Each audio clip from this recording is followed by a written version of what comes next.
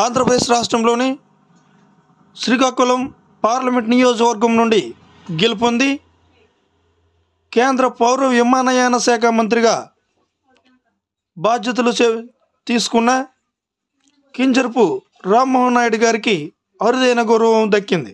అదేమిటంటే ప్రస్తుతం భారతదేశ రాజధాని ఢిల్లీలో జరుగుతున్న 2వ ఆసియా పసిఫిక్ మినిస్టీరియల్ కాన్ఫరెన్స్లో సభ్య దేశాల చైర్మన్గా కింజరపు రామ్మోహన్ నాయుడును ఏకగ్రీవంగా ఎన్నుకున్నారు. సింగపూర్ దేశం ప్రతిపాదించగా భూటాన్ దేశం మద్దతుతో ఆయా దేశాల ప్రతినిధులు ఏకగ్రీవంగా ఎన్నుకున్నారు.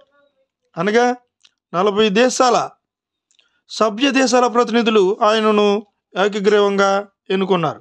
ఈ సందర్భంగా కేంద్ర మంత్రి రామ్మోహన్ నాయుడు మాట్లాడుతూ దేశం తరపున దక్కిన ఈ గౌరవాన్ని బాధ్యతగా స్వీకరిస్తానని తెలిపారు. విమానయాన రంగాన్ని ప్రజలకు మరింతగా అందుబాటులోకి తీసుకురావడంతో పాటు సభ్య దేశాల మధ్య రవాణాను సులభతరం చేసేందుకు తన వంతు కృషి చేస్తానని వెల్లడించారు. ఆకాశ మార్గాన్ని ప్రజలకు అందుబాటులోకి తీసుకొచ్చేందుకు సభ్య దేశాలన్నీ కలిసి కృషి చేద్దామని పిలుపునిచ్చారు. వీడియో నచ్చినట్లయితే లైక్ చేయండి, కామెంట్ చేయండి, షేర్ చేయండి, అలాగే సబ్స్క్రైబ్ కూడా చేయండి. సబ్స్క్రైబ్ చేసినట్లయితే నా వీడియోలన్నీ నోటిఫికేషన్ రూపంలో మీకు వస్తాయి.